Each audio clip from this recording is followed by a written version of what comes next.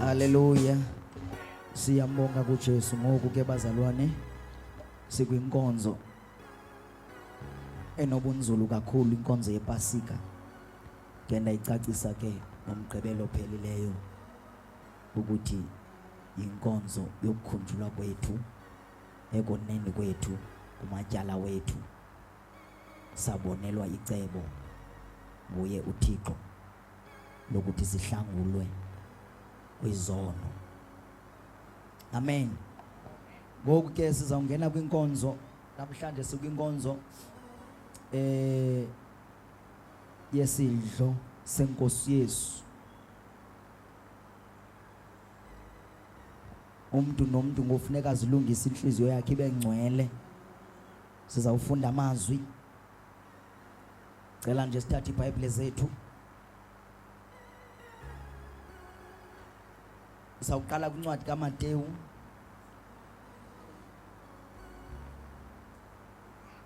Matthew chapter 26. Sifunde uverse 20.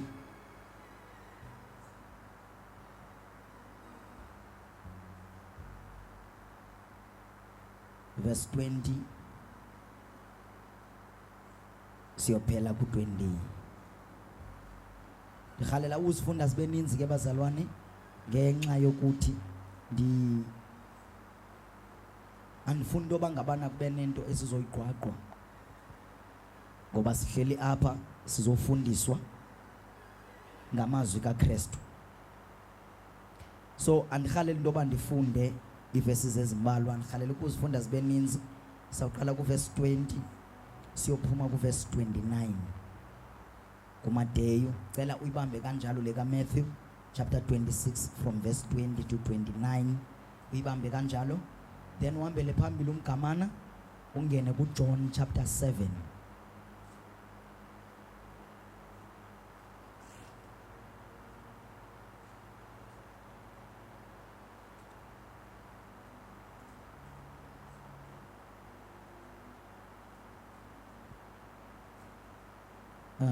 sorry, chapter 6.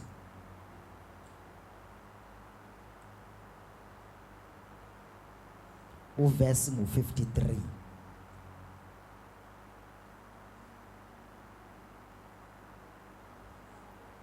Uphinde uhambe phambile uye kwincwadi yabasekorinte bokuqala uchapter 11.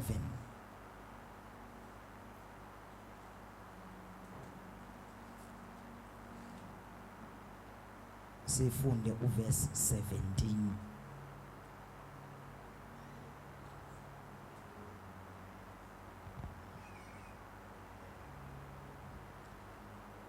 Ndicela ke unifundele uthatha microphone.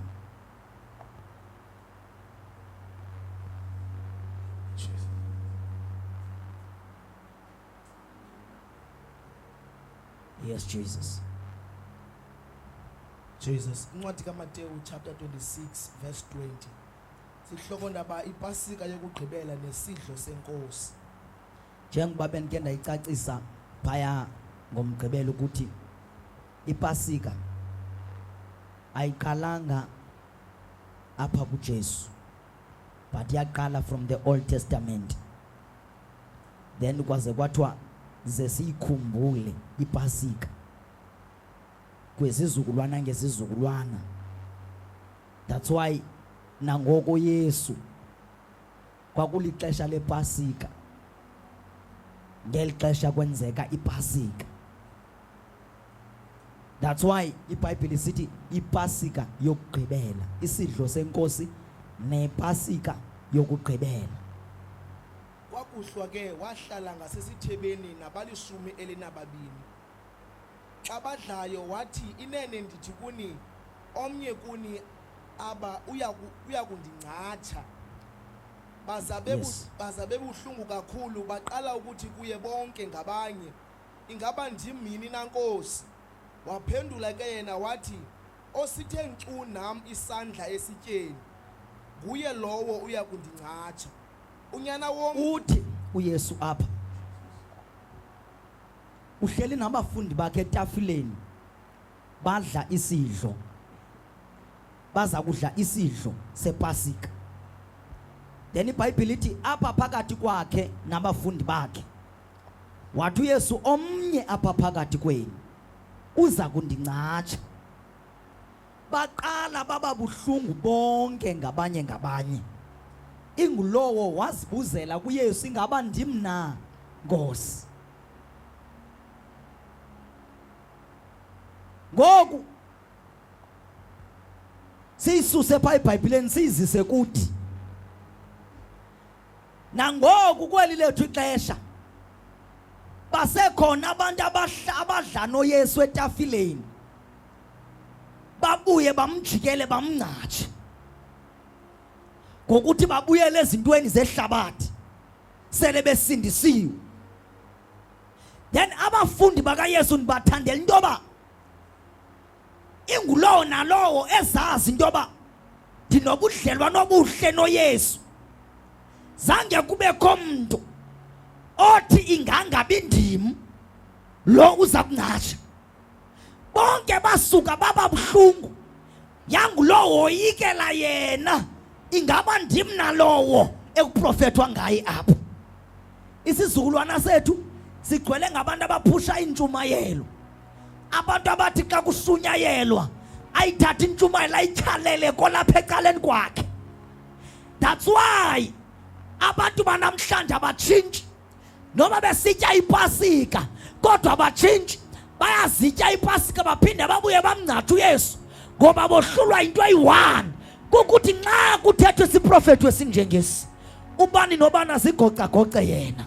And kule nkonzo yomthendeleko akudli noba ngubani, kudla abantu abazigoca-gocayo.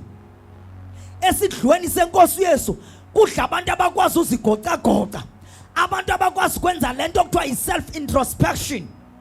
Ubayeka abanye abantu ngokuba benze ntoni, uzigoca-goce wena, uzihlole wena into yoba ulungele na ukuhlala noYesu etafileni. Le nkonzo yesidlo senkosi uYesu yinkonzo yobudlelwana phakathi kwabazalwana okanye phakathi kwebandla kunye nenkosi yalo enguYesu. Hallelujah.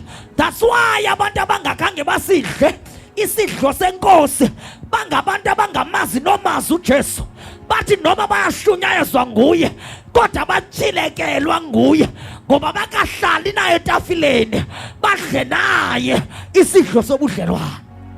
Unyana womntu uyemka okunene njengoko kubhaliweyo ngaye. Yes. Kodwa ke yeha lo mntu unyana womntu angcathwa nguye. Yeah, lo mntu unyana womntu angcathwa nguye.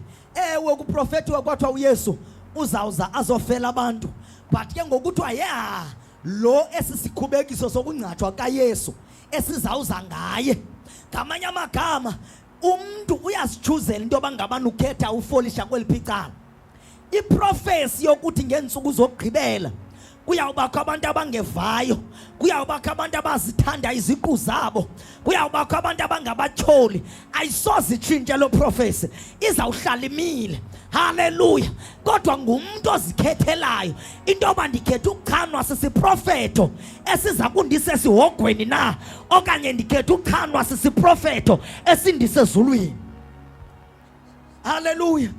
Prophet esezweni kaThixo asoze satshintsha noba kungathanda bani, asoze yatshintsha into ethethwa lizwi. Nangoku lento yaprofethwa ngoIsaya kwathiwa uzawungcathwa uYesu and uzawuzapha emhlabeni ayofa emnqamlezweni. Hallelujah. Baprofethwa Isaya bathi uzawungcathwa, asizange sitshintshe eso siprofeto noma igama lomuntu ozongcathwa abazange baliprofethe. Oh my God.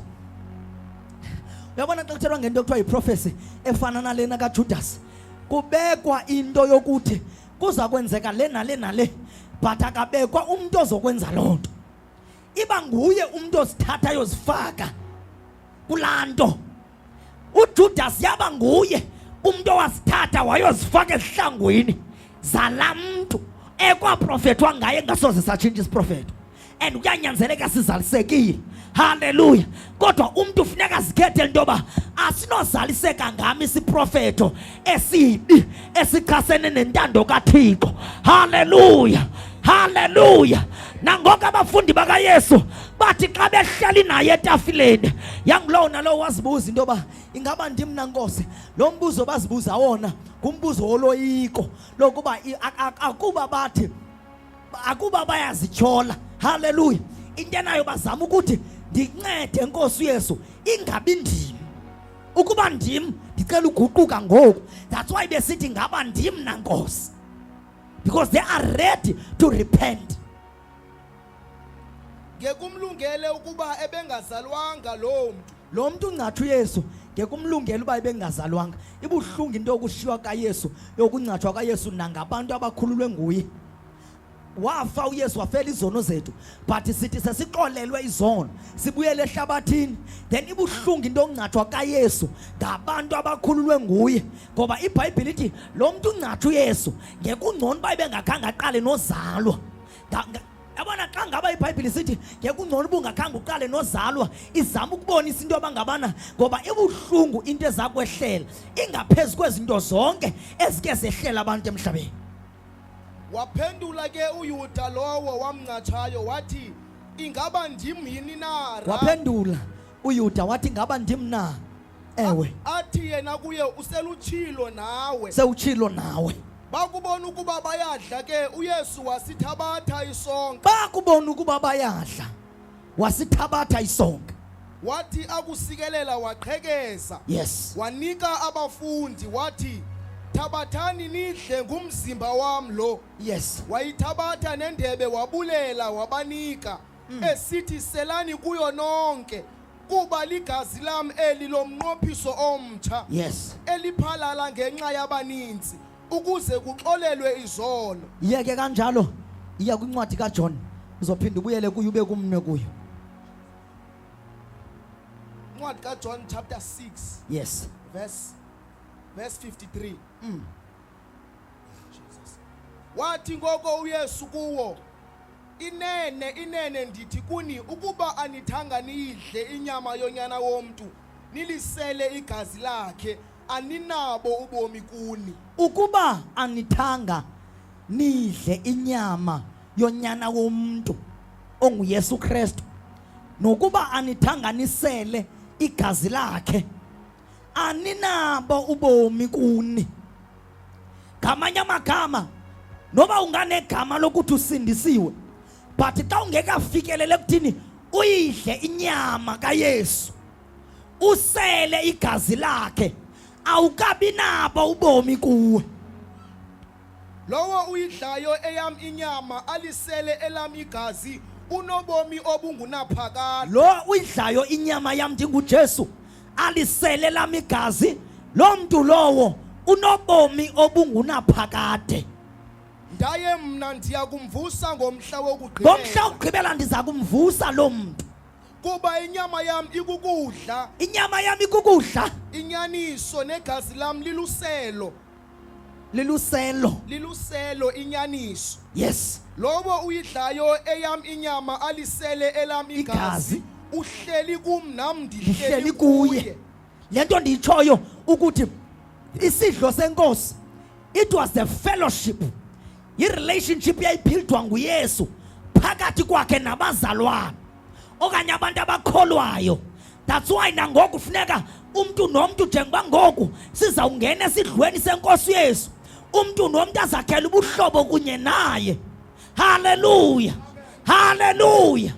And awukwazi ukudla igazi likaJesu, usele igazi likaYesu, udla inyama kaYesu, emveni koko uphinde ubuye emva kwepasika ube ngumzalwane ozawuphinda uhluphe.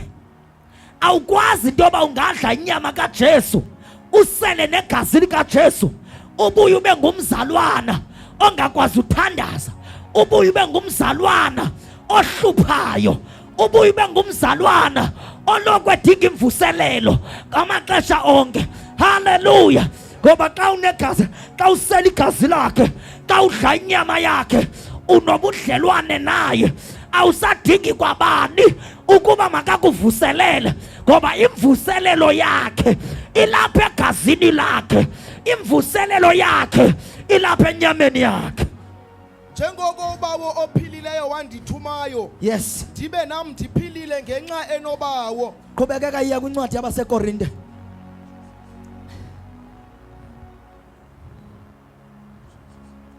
Incwadi yabaseKorinte chapter 11 verse 17. Yes. Ukuhlambela isidlo. Ke kaloku ndinithethela le ndawo nje andinincomi. Ndinithethela apha ke ngobazalwane, funa sihambe sonke, ndifuna sihambe sonke apha. Ndisacacisa, ndizama ucacisa into yoba le nto kuthiwa sisidlo, because akubalulekanga into yoba ndingavutha kanti ndivutha ndedwa, because ndim ndedwa osi-understanda isidlo senkosi. Amen. So kuyanyanzeleka into yoba ndihlise ispeed ukuze ndi-understandise bonke abantu bayazi into yoba yintoni le nto yenzekayo ngoku. Hallelujah. Apha ke ngoku uPawulos usityhilela kakuhle into yoba esi sidlo senkosi sidliwa ngabantu abanjani and sidliwa kanjani, because uYesu yena ubafundisile abafundi bakhe wade watsho ukuba esi sidlo ze basidle ngoba singumnqophiso ongunaphakade. Hallelujah. Now ke ngoku uPawulos uyabacacisela into yoba sidliwa ngabantu abanjani. Njengoba ndiqale ndatsho nami ndathi ayingabo bonke abantu abasidlayo isidlo senkosi Yesu, but andifuna uyihambela phambili iBhayibhile. Ukuba ukuhlangana kwenu ndawonye Uthi akusindisi. uPawulos apha xa ithetha nabazalwane bafundisa ngesidlo senkosi, uthi andinincomi kule ndawo ngoba ukuhlangana kwenu Akusingisi kokhona kulungileyo. akusingisi kokona kulungileyo, Kusingisa kokhona kubi. kusingisa kokona kubi. Ngamanye amagama, eli bandla laseKorinte yayilibandla lalithi xa lihlangene njengoba sihlangene apha, but lalingahlanganeli ukwakhiwa ngezwi. Kwakugcwele amachuku, kugcwele imibulo, kugcwele uqeqezo, kugcwele omona phakathi kwebandla laseKorinte. That's why uPawulos nxa ithetha nalo uthi andinincomi bandla laseKorinte ngoba inhlangano zenu nayeka nina ukuhlanganela ukwakhana, kodwa nihlanganela izinto ezingasunisa ndawo. Hallelujah. Njenganamhlanje amabandla wethu namhlanje eyeke uhlangana ngenxa yelizwi likaThixo ukuze sakhane. Hallelujah. Kwingqungquthela zethu sihlanganele entertainment, sihlanganele ukonwabisana nokuba sikhumbulana, kodwa kungabi khonto esakhayo. Hallelujah. Jesus. Hallelujah. Jesus. Ake sithi izandla egameni lika Jesu. Abantu bahlanganele ukuthutha, uqhweqwa, bahlanganele uqhweqwa, bahlanganele ithomoyi. Emva kwethomoyi noqhweqwa akukho nto ibakhayo. Hallelujah. Yinto enjani leyo? Yilento egxekwa nguPawulos. Athi uPawulos andinincomi kule ndawo ngoba nina xa nihlangene abanye baphuma befile, bangena ngaphakathi ezinkonzweni zenu baphume befile. Hayi babazalwane, ayikho kude lento ethethwa nguPawulos, ilapha kwibandla lanamhlanje. Hallelujah. Bangapha abantu abangena ebandleni bezama ukuphila, befuna izwi likaNkulunkulu, basuke baphume bengalivanga. Hallelujah. Beve ingxolo. Hallelujah. Beve istyle zabashumayeli, kodwa ilizwi likaNkulunkulu linqabile lona. Njengemihla ka Eli, ngemihla kaSamuel, apha iBhayibhile lithi lalinqabile ilizwi likaThixo. Kwakunqabile ukuthetha kaThixo. Abantu bakhona bayashumayela, abantu bakhona bayaprofeta, abantu bakhona bathetha ngeelwimi, abantu bakhona bahlabelela, kodwa kunqabe ilizwi likaThixo. Hallelujah. Kunqabe into esuka kuThixo, into efresh. That's why kwimihla yethu nabashumayelayo bashumayela benestyle, ngoba unobangela kumke le nto esihlanganela yona. Hallelujah. Once kwamka le nto esihlanganela yona, uSathane uzawureplace ngezinye izinto ezifana nayo. Hallelujah. That's why Paulos uke wathi xa ethetha nebandla lamaGalati athi ndiyamangala nina bandla laseGalati ukuba kamsinya kangaka senikhawuleze nemka kwezi ndaba zilungileyo, nalandela zindaba zilungileyo zizimbi. Hallelujah. Ayicaci msinya le ndawo, uthi nalandela zindaba zilungileyo zizimbi. Hallelujah. Ngoba ikhona into engathi igospel, xa uyijongile ungagqiba uthi yiyo ivangeli. Hallelujah. Kodwa xa ungena ebunzulwini bayo, hayi zindaba ezilungileyo kodwa ezizimbi. Hallelujah. Ngamanye amagama ezingasusi mntu sonweni, ezingancedi mntu, ezingahlambululi mntu. Hallelujah. Ezo ndaba zilungileyo noba zingalunga ezindlebeni zabantu, kodwa isiphelo sabantu abakuzo sisemlilweni wesihoko. Hallelujah. Noba unga-entertainwa, noba ungonwatyiswa, noba ungaculelwa ingoma ozithandayo, but xa ushunya yezwe indaba ezilungileyo ezizimbi, wena ngeke ulibone izulu, ngoba le nto yamkele akusiyo lena eyafelwa nguJesu. Hallelujah. Ayiyo le yafelwa nguJesu eCalvary. Zininzi izinto ezithi zizivangeli, zininzi indawo ekushunyayelwa kuzo kuthiwe lilo eli. Hallelujah.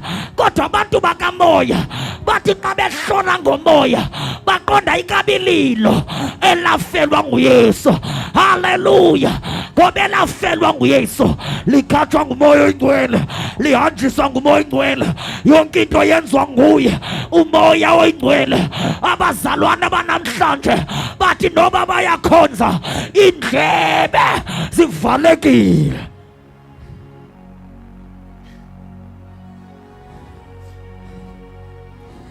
Abamazi noba unjani umoya oyingcwele, abamazi noba uthetha kanjani, abamazi intsomi indaba kamoya oyingcwele, bayamthetha ngomlomo kodwa ngezenzo bayamphikisa.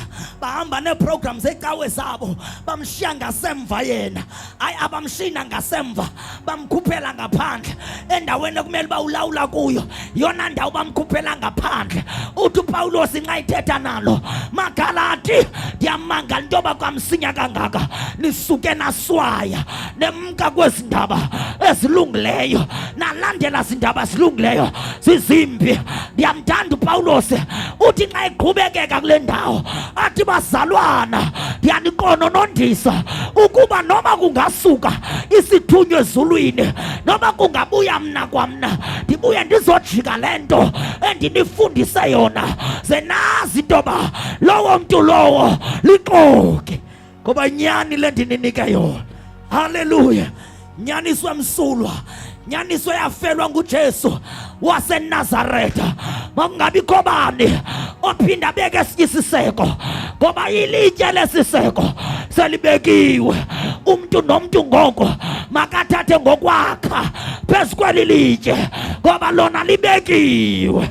Masingasuki kwiziseko zevangeli, asingalandeli intsomi ngoba ixesha lethu lixesha lentsomi, because bonke abantu banegunya bane-rights zokuthetha. Haleluya. iBhayibhile bazalwane ithengiswa kwaShoprite nakwaPepa. Haleluya, haleluya. Ayehli izulwini, ithengiswa Shoprite, ithengiswa nakwaPepa. Nomuntu oligqirha elifaka intsimbi une-right yohamba yozithengela iBhayibhile, and unayo ne-right yokuba ishumayele nentsimbi, ayishumayele nentambo esinqeni. Haleluya, haleluya.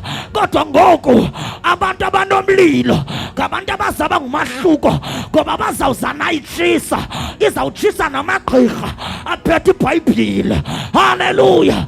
Azawuqala ngqinathi hayibo siqela ushumayela, kodwa ngotheni lona njengoba eyashumayela singakucaceli ukuyiphatha le Bhayibhile sisenezinto zikaSathane.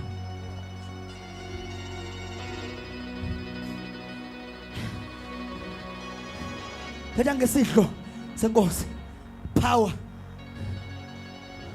of the Lord's Supper.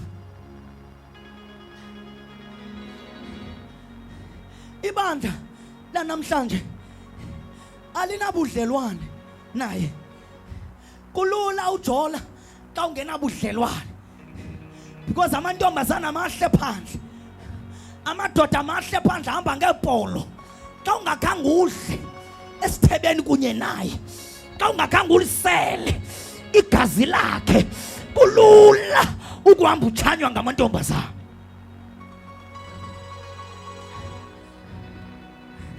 Lulu kwenza yonke into enziwa lihlabathi. Lulu hamba uyobusa izithixo. Lulu kwenza nantoni ethandwa lihlabathi kodwa engamzukisa uNkulunkulu ngoba ukabi nabudlelwane naye. Kulula uhleba, kulula uchitha into ezakhiwayo ngoba ukaseli kwigazi lakhe, awukadli inyama yakhe ukuze udlelane naye. Haleluya. Yabona xa ngaba usidla inyama kaJesu usela igazi lakhe, uye ufane noPawulos xa ethetha kwibandla laseGalati uchapter number 2 verse 20 athi mna Paul ndibethelelwe emnqamlezweni kunye naye, andisaphili ngokuzithandela kodwa ubomi endibudla ndilapha kule nyama ndibudla ngokholwa kuye. Haleluya. Zithi noma izinto zinzima ezishunyelwe evangelini kodwa kuwe ziba khaphukhaphu. Yintoni nobangela? Kungoba kusaphili wena. Wadla inyama kaJesu, wasela igazi lakhe, wabuya eyakho inyama yafa, kwavuka eyakhe kuwe. Elakho igazi lafa, kwavuka elakho igazi kuwe. Haleluya. Igazi likaYesu alinasono, igazi likaYesu alinabumdaka, igazi likaYesu alinakungcola. That's why iBhayibhile isithi kwathi xa kusacrificewa kwinsuku zokuqala zePasika kodwa makukhangelwe itakane elineminyaka emibini, elotakane ze elotakane lingabi nasiphako. Haleluya. Ngoba lalisenza umzekelo kaJesu into yoba unokwazi uhlambulula izinto ezingcolileyo nawe ungcolile. Haleluya. That's why kwakusithi itakane malingabi nasiphako ngoba noJesu waba yilemvu engenasiphako. Oh Nkosi yami, bazawushumayela abantu kusasa, bazawushumayela abantu kusasa kwinkundla zamatyala basixelela into yoba uJesu wathi nxa efika phakathi kwenkundla zamatyala kwazange kubekho umuntu olibona ityala lakhe, bamkhangela ngoba wayengenasiphako. Haleluya. Wayengenabala, engenasono, kwanyanzeleka into yoba kwehla imvana engcwele izocamagushela izono zabaninzi, yona imvana engenasono. Haleluya. Igazi likaYesu alinaso isono, alinasono igazi likaYesu.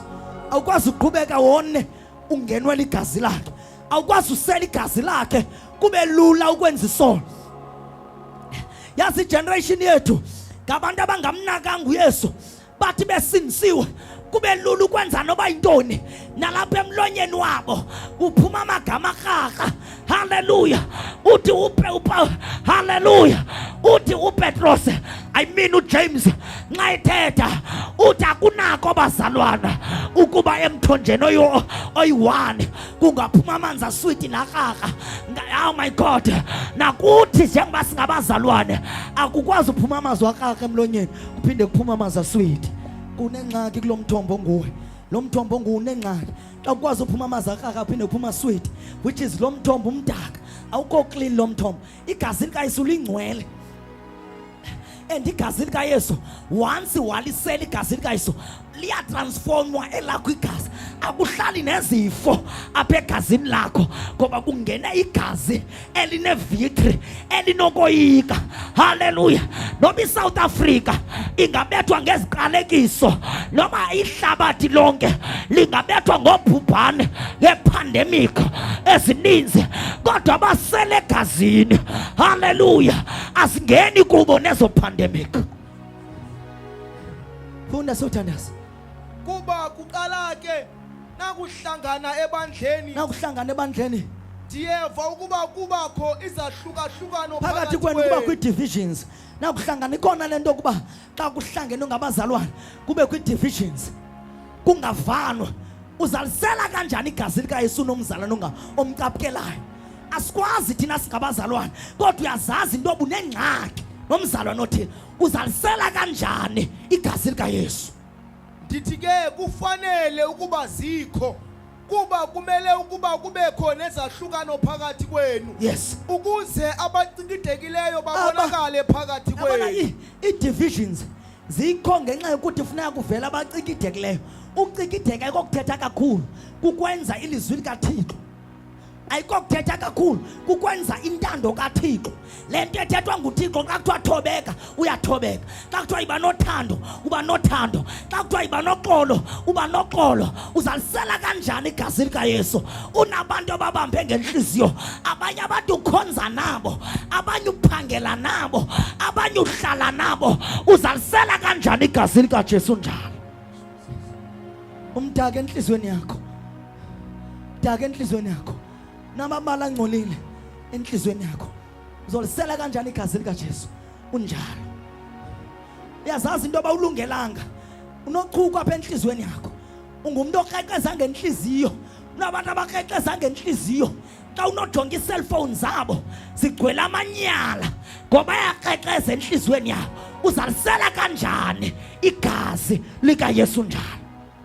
Basela kanjani? Sela kanjani? Kwabantu abakhalazayo ezinhlizweni zabo kuba ngathi akwenziwa le kwigospel, bayakhalaza. Uzalisela kanjani igazi likaYesu nezikhalazo enhlizweni yakho? Kuthi ukuthi wena ukalungele ukulisela igazi likaYesu, akalungele uhlala noJesu etafuleni usela igazi lakhe, udle inyama yakhe. And xa kunjalo ungekalungeli, ithi iBhayibhile nxa ithetha ongalidli igazi lami, ongayidli inyama yami, alisela igazi lami, akanabomi kuye. Ngamanye amagama, noba ungasingxolela uthi usindisiwe, awukasindiswa xa ungekahlali noJesu etafuleni usela igazi lakhe, udla inyama yakhe.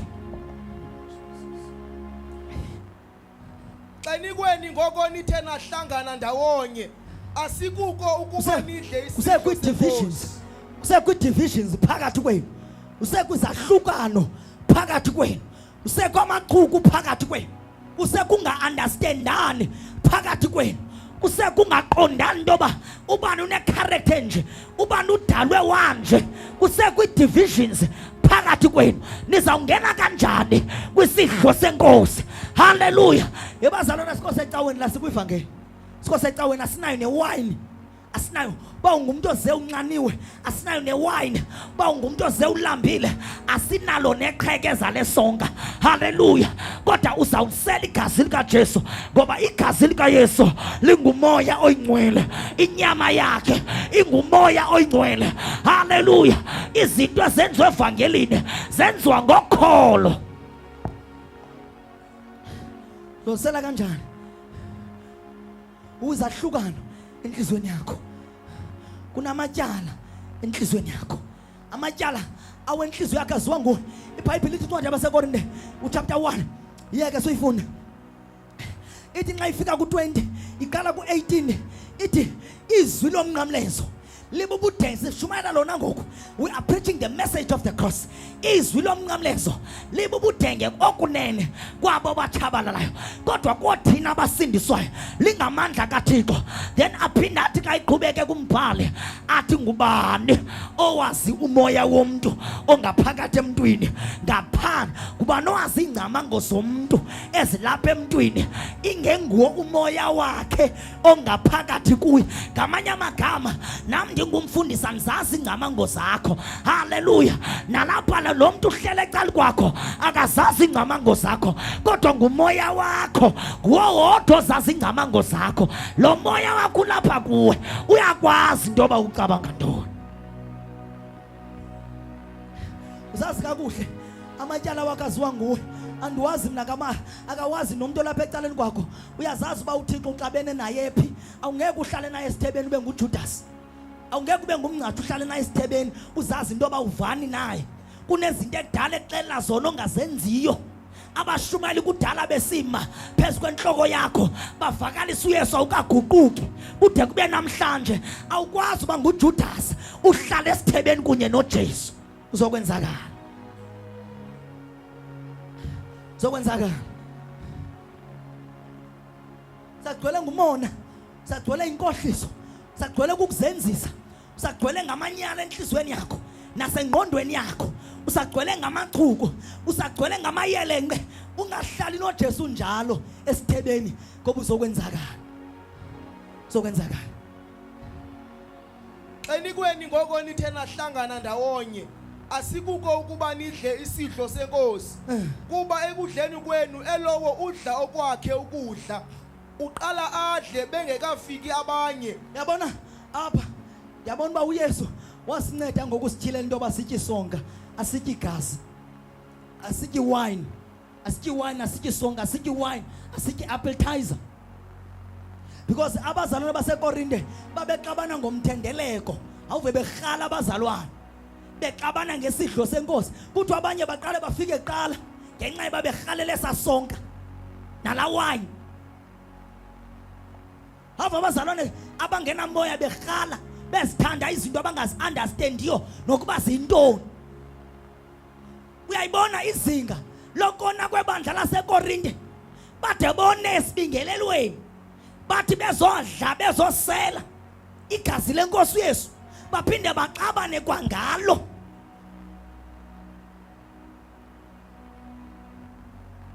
Level yokona abekhala abazalwane ufika omnye sithi hayi ufuna ufika qala ubane ngeke afike ba uma nifuna usela noma zimbini sele noba zintathu litya ipurpose. Bandla namhlanje liba ipurpose, yonke into liyenza indlalo liba ipurpose. That's why kwi-conference ezinje bakhona abantu abangakwazi ukuzi attenda ngoba kulitya ipurpose, litya lwisizathu. Njengoba sibonwa sizisigidimi sishumayela sibila sibe manzi siphelelwe nasi-voices, abanye abantu xa besijongile bacinga siyaphambana. That's why besenza intando yabo ngexesha abasivayo into yoba siyabanqanda sithi ya wena ohlele esonweni. Bayaqhubeka abahlala esonweni ngoba xa besijongile babona amageza kulitya ipurpose. Litya ipurpose laqala kanje ibandla laseKorinte layofika kwilevel yoxhwithana ngesidlo senkosi, baxhwithane ngaso bamonelane ngendebe yenkosi. Hallelujah. Bathi sebezodla eligazi elingcwele elingena sono kodwa bafika kulo bafike bone phezu kwalo. qhubekeka. aze omnye alambe omnye anxile kanene aninazindlu nazo kudlela nokusela. Lento ndike ndayitsho nathi uba ufuna uzotya isonka newine awuzuyifumana la awunandlu na yokutya nokusela. Okanye nidela ibandla likaThixo na. Nidela ibandla likaThixo na. Nidela ibandla likaThixo na. Lento nizokwenza le chaos. Nibadanisa nje abangenanto. Yes. Ndithini na kuni ndinidumise na kulento andinidumisi. Ewe. Kuba mna ndakwamkela kuyo inkosi oko ndikunikeleyo nokukunikela kuni. Ndikunikelayo kundakwamkela kuyo inkosi uYesu. Abathunywa bakaNkulunkulu igospel bayiva ngoJesu uqo umnikazi walo. That's why akekho umuntu one apostolic ministry onoshumayela intando yakhe, because igospel akahambe ichola ku social media, akahambe ithatha ngeresearches, uyithatha kwinkosi enguYesu. That's why igospel yabapostile inamandla nomuntu okuthiwa uncanyiwe xa kufika abapostile benyani beshumayela bene-apostolic ministry, abancanyiwe bayakhululeka ngoba igospel yabapostile abayamkelanga naseBible school, abayanga nasesikolweni for yona, bayamkela kwinkosi enguYesu. Hallelujah, hallelujah. And yabona nifuna ukuhlebela enye into, abantu beBible school baphelelwa lixesha ngoku because abantu bayadikwa sisityle, bafuna incasa kaMoya Ngcwele. Hallelujah. And ayithathwa kwiBible school incasa kaMoya Ngcwele, ithathwa kuye uMoya Oyingcwele ngababiziweyo bodwa abayazi incasa kaMoya Ngcwele. Noba bangamiswa abantu emabandleni bafakwa ikhola negawuni xa bengabizwanga abayazi incasa kaMoya Oyingcwele. Hallelujah, hallelujah, hallelujah. Lento ndininika yona uthi uPawulos ndayithola kuYesu, zange ndiyinikwe ngumuntu, ndayithola kwinkosi enguJesu, ndayambulelwa. Ivangeli bazalwane sisityhilelo esisuka kuJesu. That's why ayinguyena noyishumayela igospel noba ungayinikwa iplan enkonzweni, kodwa xa ungena sithilelo sayo ungena bizo lokushumayela igospel ayisoze itshintshe umuntu. Noba ungayinikwa iplan ebandleni ufakwa kwiprogram, kodwa xa ungeka sithole isithilelo sayo iyawuhlala ingenamandla.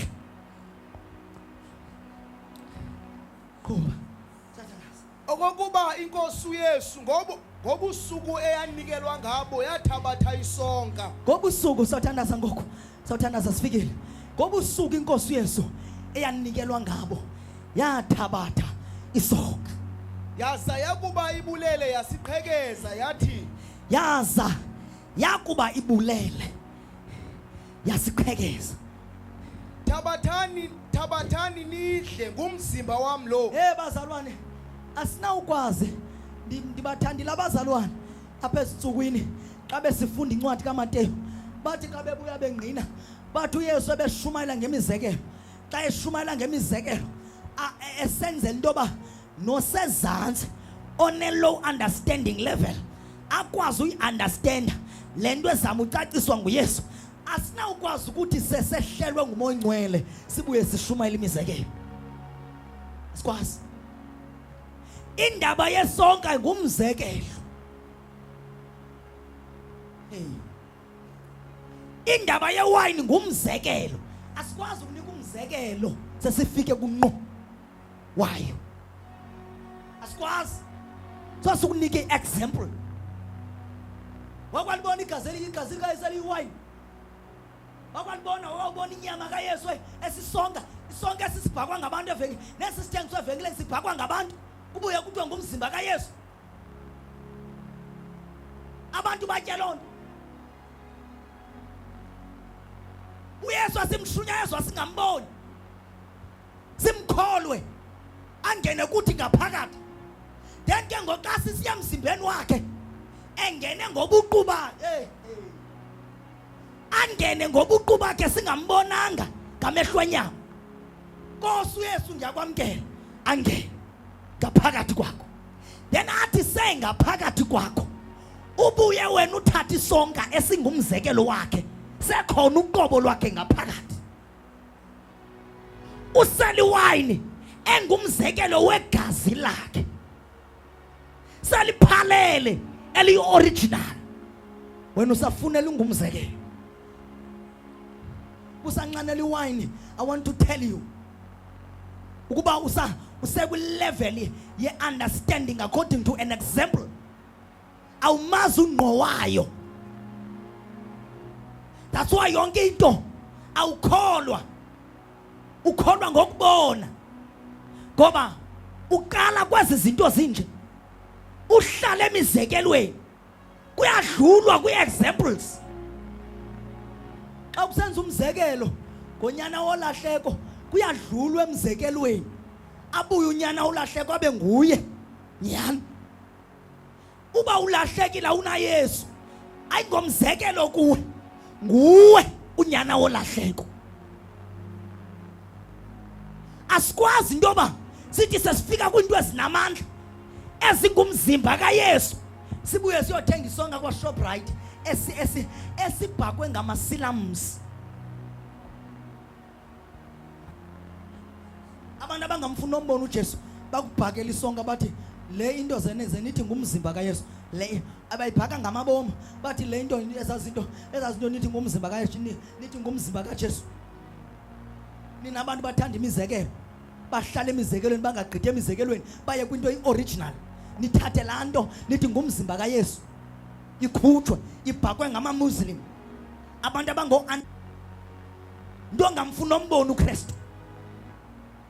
Iwine emfaqangwa ngabantu ePaarl eCape Town, abantu abangamanqila bayimfaqanga iwine bayithathe bayoyifaka phansi komhlaba for 5 years 18 years according to i-grades zayo. Iwine xa ivunwa pha buye kuzothathwa uzophinda uqhubeke wenza umzekelo ngexesha i-original seyikhona yegazi likaJesu.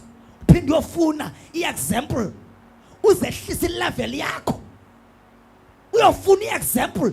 That's why abantu bengayazi incasa yosindiso beyi-actor kungenxa bahlala kakhulu emizekelweni abadlula emizekelweni bayofuna i-original yayo. Banabudlelwane nomoya ingcwele bayam-act umoya ingcwele bakhale bathi umoya ingcwele akakafika umazi awuyazi ne-taste yakhe usazililisa awukamazi. Xa ubumazi ubungasoze ungammameli ethetha nawe usahlele emzekelweni wakhe ubone kwabamaziyo belila wakopa umzekelo walila nawe awukahlangani naye wena. That's why besisidoda abazalwane banamhlanje bengakhuli bebuthuntu nasemoyeni abanabudlelwane nomoya ingcwele abamazi bazi ibandla bazi program yecawe bazi imithetho yecawe. Xa babuza ngecawe zabo abantu bayakubalisela bayami icawe ithi yonke into. Xa babuza ngoJesu bambalisa according to the Bible bambalisa according to intshumayelo kodwa bakwazi umbalisa according to the experience because abakam-experience bakaliseli negazi lakhe bakayidli nenyama yakhe. Ngumzimba wami lo kodwa bathanda ngumzimba wami lo ngemini eyabethelwa ngayo yathatha yenza umzekelo kubantu ababengekahlelwa ngumoya ingcwele oh my God, abantu ababengekahlelwa ngumoya ingcwele behleli naye benga-understand ngexesha abangabapostile wathatha umzimba waqonda uba abazuni-understanda. Yeyi nkosi yami xa ubuyela kuJohn babe kuthiwa ndinexesha xa ubuyela kuJohn lo simfunde uchapter 6 apha uYesu wayezama ukuzityhila into yoba uyintoni. Abantu bangakwazi ukum-understand ezityhila bathi abantu xa besithi Yesu uMoses wasinika isonka enhla ngoba umkhulu wabanika isonka wena yintoni osinikayo. Wathi uJesu yeyi oba umkhulu babengamlandela uMoses ngenxa yokuthi ngenxa yokuthi my God babengamlandela uMoses ngenxa yokuthi befuna uThixo babemlandela ngenxa yesonka wabanika sona. Hallelujah. Baberhalela esasonka. Hallelujah. Then abesebuya uJesu athi kuba bazalwane athi inene ongayidli inyama yami nongalisela igazi lami akanabomi kuye. Xa uqhubeka nayo ithi iBhayibhile baqala bamzela abantu ngaphakathi ezinhlizweni zabo bathi ngubani yena bawusityisa inyama yakhe. Athi ngumuntu otheni lo ufuna sitya inyama yakhe. Understanding it was very low. That's why wathi xa ifika esidlweni senkosi waqonda naba hleli nabo apha ndibabiza ngoba ngabapostile. Xa nothi kubo abadla inyama yami basela igazi lami soze bayi-understand bazawufana nabaya. Endathi xa ndibaxelela bathi ngubani ba angasityisa inyama yakhe asiseze igazi lakhe. Wathatha isonka wenza umzekelo ngaso. Wathi inje lento ndifuna niyenze. Waqhekeza isonka esenza umzekelo ngaye ukuba esi songa sindimi. Njengoba eqhekeza esi songa wenza umfanekiso ngqondweni wokuthi umzimba wami uzawuqhekezwa ngamabhozo uqhekezelwa abantu. Njengoba ncede mangcwele ingayishumayeli yonke le basi. Asekhona abantu abaseprogramini. Njengoba uYesu esiye emnqamlezweni baqala bamqhekeza basiqhekeza isonka. Ndiyayibukela enye umfanekiso ngqondweni kaJesu ebambe ipali eguqe ngamadolo epalini enjenje bothelelwe wasikwa umqolo wakhe ngesabhoko kwaqhekeza isonka. Wayibenzela umzekelo into yoba esi songa sezawuqhekezwa. Ndinenzela umfanekiso ngqondweni thabathani xa siqhekezwa mina umsebenzi wenu sidleni esi songa. Ngubani sidli anabomi kuni ngaphakathi. Xa liphalazwa wathatha indebe yewayini wayigalela esenza umzekelo xa kusehla igazi emzimbeni wami owena umsebenzi liseleni ligazi ngoba ubani liseli anabomi kuwo. Ngumzimba wami lo owaphulelwa nina. Waphulelwa nina. Ubenzela umfanekiso ngqondweni uba lo mzimba nguwo. Jonga uthi esisonga uthi esisonga ngumzimba wami owaphulelwa nina. Ngumzimba wami lo mzimba waphulelwa mna waphulelwa nina. Oku kwenzeleni ukundikhumbula. Kwenzeleni ukundikhumbula oku. Soze amlibale umuntu owasela igazi likaJesu njengamlo. Ndimlibala uJesu noma sendisezimbandezelweni. Soze umlibala uJesu. Uhle umzimba wakhe wasela igazi lakhe. Bangamlibala wasinzwa nabo. Bangabuya bamdele bamlahla. Abuyele kwizinto zehlabathi. Kodwa wena bawuke wancamla emzimbeni wakhe wasela egazini lakhe. You will never forget Jesus. Kwangokunjalo yathabatha nayo indebe. Yes. Emva kokuba kudliwe isithi le ndebe ingumnqophiso omtha osegazini lami. Lo mnqophiso sikuwo ayingongo lowa ngumtsha usegazini likaYesu. Ngamaxesha onke enesukubanisela oku kwenzeleni ukuze ukundikhumbula. nimkhumbule. Maxa onke nisela kweli gazi nisitya kule nyama kwesisonka. Loo nto maze niyenzele ukuze nindikhumbule. Asime ngenyawo. Igazi lakhe lentinqom ndindlalifa